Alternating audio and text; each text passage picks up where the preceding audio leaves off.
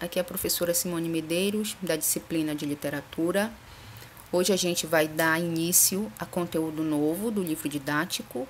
Até então nós vínhamos trabalhando atividades de revisão na plataforma UNOI, mas a partir de agora, além de atividades, exercícios, né, que nós vamos continuar realizando, vem também conteúdo novo para ser debatido na plataforma, vídeos para serem assistidos, e para que tudo isso dê certo, vocês precisam seguir algumas orientações. Eu trago aqui na tela algumas orientações para o estudo em casa. A primeira orientação da aula de hoje é que você deve pegar o seu livro didático e abrir lá no capítulo 3. Você pega o capítulo 3 e abre na página 3. Na página 3 você vai encontrar o seguinte conteúdo, o gênero lírico. Aí você vai ler a página 3 e 4, que é referente ao gênero lírico, e em seguida você lê a página 4 e 5, referente ao gênero dramático.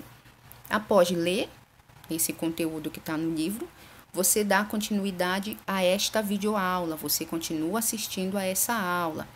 Depois de assistir a aula, você vai fazer as atividades do livro didático. Então, o caminho é esse.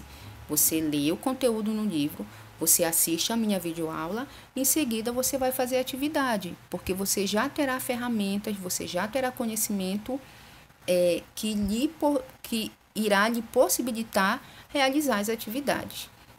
As atividades que você vai fazer são as atividades com o nome leitura do texto, que está lá na página 3 até a página 5. Na página 3 você vai encontrar a leitura do texto e você vai fazer. Na página 4 também leitura do texto e na página 5 você também encontra a leitura do texto e vai realizar a atividade. Depois de realizar a atividade dessas 3 páginas, você vai digitar só as respostas da atividade no Word e vai mandar para o espaço específico que nós temos aqui na plataforma UNOI. Eu abri um espaço só para receber as suas atividades. Mas, se você preferir também, você pode, você já fez a atividade no livro, você pode fotografar as páginas que foram feitas a atividade e enviar essa foto para a plataforma lá no espaço específico da atividade, que eu também vou aceitar. E por último, você pode manifestar sua dúvida e fazer pergunta lá no fórum, que é o lugar destinado para isso. Bom, agora a gente entra num conteúdo que é gênero literário. Gênero literário, ele começa no seu livro didático a partir da página 3 e na página 3 você encontra o conceito de gênero literário. Gênero literário é o agrupamento das obras literárias a partir de alguns traços comuns. No mundo existe uma possibilidade assim grande, São inúmeros textos literários. E esses textos literários, eles carregam características comuns, Então, existem grupos de textos literários que eles têm características comuns, iguais, semelhantes, e eles se agrupam em gêneros. Ah, professora, mas quais são esses gêneros? Tem um grupo de texto que tem características iguais. E aí, qual é esse gênero? Estão aqui, olha, a divisão clássica dos gêneros literários. Nós temos, basicamente, na literatura, 3 grandes grupos de gêneros. Nós temos o gênero lírico, gênero dramático e gênero épico.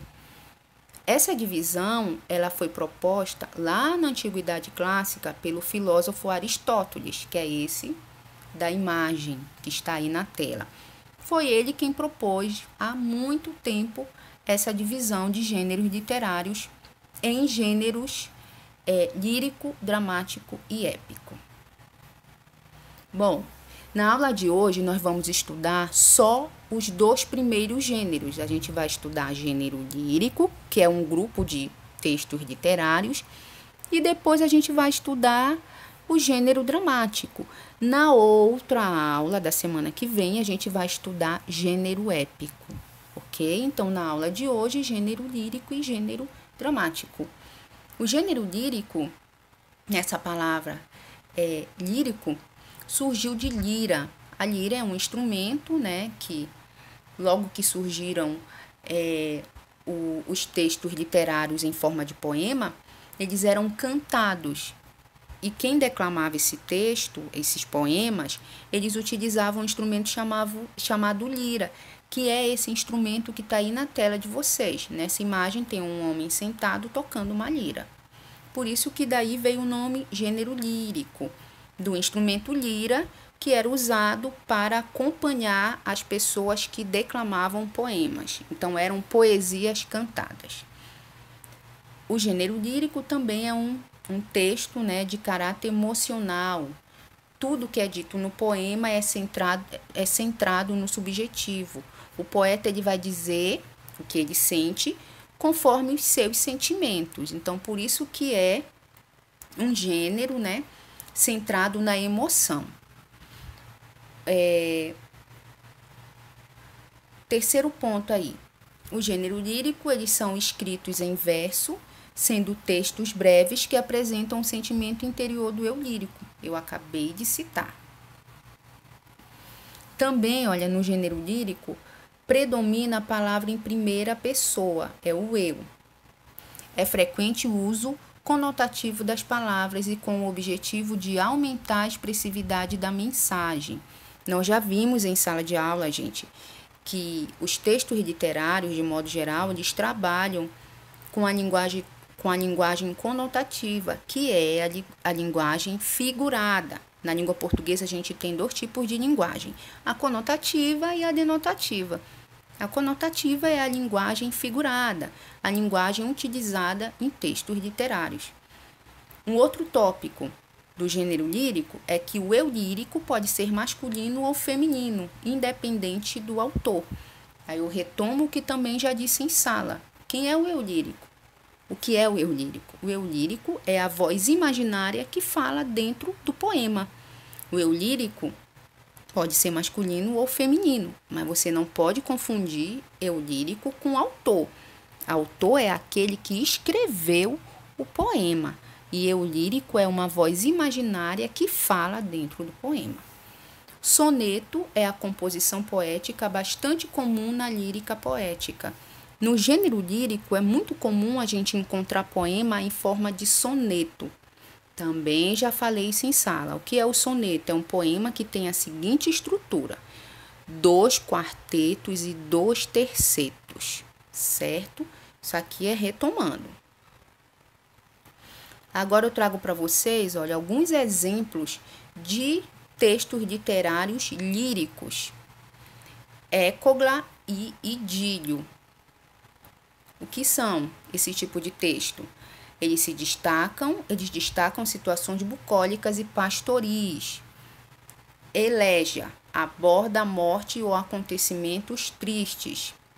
Epitalâmio homenageia as núpcias, o casamento. Hino, que é um hino, exaltação da pátria ou dos deuses. Hino é muito popular, né? O hino do Brasil, por exemplo, é uma exaltação à pátria brasileira.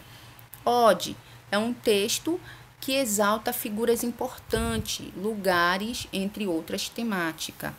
Sátira é um texto que ironiza as fraquezas e os defeitos humanos. E, por fim, o soneto, que é uma estrutura literária de forma fixa, de 14 versos, sendo eles 2 quartetos e 2 tercetos. Aqui, olha, a gente encontra um texto, é um poema de uma poetisa chamada Flor Bela Espanca. E esse poema está escrito em forma de soneto. O título desse poema é Fanatismo. Percebam que a primeira estrofe tem 4 versos, a segunda estrofe tem 4 versos, a terceira estrofe tem 3 versos e a quarta também tem 3 versos. Essa estrutura eu chamo de soneto, 2 quartetos e 2 tercetos. Esse soneto, ele está aí no seu livro didático, acompanhe, na página 4 do capítulo 3. Eu vou ler para vocês. Minha alma de sonhar-te anda perdida, meus olhos andam cegos de te ver, não és sequer razão do meu viver, pois que tu és já toda a minha vida. Não vejo nada assim enlouquecida. Passo no mundo, meu amor, a ler. No misterioso livro do teu ser, a mesma história tantas vezes lida. Tudo no mundo é frágil, tudo passa. Quando me dizem isto, toda a graça de uma boca divina fala em mim. E olhos postos em ti, digo de rastros, ah, podem voar mundos, morrer astros, que és como Deus, princípio e fim. Percebam o título desse poema, Fanatismo. Então, o eu lírico que se expressa dentro desse poema, eu não posso dizer que é a Flor Bela Espanca. A Flor Bela Espanca é a poetisa, é a dona desse poema. Ela escreveu o poema, mas dentro desse poema tem uma voz que fala. E o que essa voz está dizendo? Está falando que ama perdidamente alguém, né? E chama essa pessoa de princípio e fim. Então, tudo gira em torno dessa pessoa, né? O eu lírico expressa o amor infinito por alguém dentro desse poema. Olhem o título desse poema, Fanatismo, o que nos leva a acreditar que o fanático dentro do poema é o eu lírico. Ele é fanático por alguém que ele ama. Por isso que ele diz que essa pessoa é tudo, né, para ele. No primeiro verso do da segunda estrofe, olha o que o lírico diz: não vejo nada assim enlouquecida. Essa expressão é feminina, então nos leva a crer que o eu lírico é feminino. Então é uma voz feminina que está falando dentro desse poema. Aí vocês observem, olha, como há rimas nos finais do verso, né? A estrutura está em forma de soneto. Tudo isso é característica do gênero lírico. O eu está falando, olha, uma característica, né? A linguagem, certo? A estrutura. E essas são características do gênero lírico. Aí aqui nós temos mais um soneto também do gênero lírico. Soneto de Fidelidade é o nome desse poema. É do Vinícius de Moraes. O Vinícius de Moraes é um poeta brasileiro, né, que escreveu muitas canções para a bossa nova. É um poeta muito importante da literatura moderna brasileira e também, né, para a arte brasileira. Olha o que ele diz num poema: de tudo ao meu amor serei atento antes, e com tal zelo e sempre tanto, que mesmo em face do maior encanto, dele se encante mais meu pensamento. Quero vivê-lo em cada vão momento, e em seu louvor hei de espalhar meu canto, e rir meu riso e derramar meu pranto, ao seu pesar, ao seu contentamento. E assim, quando mais tarde me procure, quem sabe a morte, a angústia de quem vive, quem sabe a solidão, fim de quem ama, eu possa lhe dizer do amor que tive, que não seja imortal, posto que é chama, mas que seja infinito enquanto dure. Então, aqui no poema de Vinícius de Moraes, no soneto chamado Fidelidade, também eu tenho um eu lírico, né, em primeira pessoa, que está falando de todo o seu sentimento. Ele está falando da subjetividade dele, do amor que ele sente, que segundo ele é infinito, né? Que é infinito, mas que parece que não dura para sempre. Não, ele que seja infinito enquanto dure. Ele é infinito enquanto durar. A mesma temática do poema da Flor Bela Espanca, o amor, é a temática do poema do Vinícius de Moraes, o amor. Esse é um exemplo de texto de poema do gênero lírico, certo? Agora a gente entra no gênero dramático. O gênero dramático, olhem, observe, de onde vem essa palavra? Do grego, a palavra drama significa ação. O gênero dramático envolve literatura teatral, em prosa ou em verso, aquela que serve para ser apresentada e encenada. Então, são os textos do teatro. No gênero dramático, a gente encontra também o diálogo, né? Um recurso muito utilizado nesse gênero. Os personagens dialogam todo o tempo sem a presença de um narrador que conte a história. Os textos dramáticos foram pensados para serem vistos e ouvidos por um público. Continuemos. Olha, o texto literário dramático tem pontos em comum com o gênero narrativo. Mas, gente, apesar de ter pontos em comum, não possui um narrador, diferente do gênero dos gêneros narrativos. O dramático, ele não possui um narrador. Então, no texto dramático, também tem a presença, isso está aí na página 5 do livro didático, tem a presença da rubrica. O que é a rubrica? São orientações aos atores e ao diretor a respeito dos gestos, movimentação no palco e entonação. Essas orientações, elas aparecem dentro do texto teatral. O nome disso é rubrica. Também no texto dramático aparece a presença do à parte, que são falas direcionadas apenas ao público e não são ouvidas pelos personagens, certo? Aqui, essas são as características do texto dramático, do gênero dramático. Aí no livro de vocês, na página 5 do capítulo 3, tem, olha, esse texto que é de uma peça chamada O Noviço, e essa é a passagem do texto dessa peça. Olha, tem dois personagens dialogando aí. Primeiro, né, a Florência e a Emília. Em seguida aparece o Ambrósio. Então, são 3 personagens. E termina com a fala da Florência. Eu destaquei a fala da Florência. Olha o que ela diz. Lá em cima, no sótão. Aí tá entre parênteses. Ambrósio sai pela direita. Florência para Emília.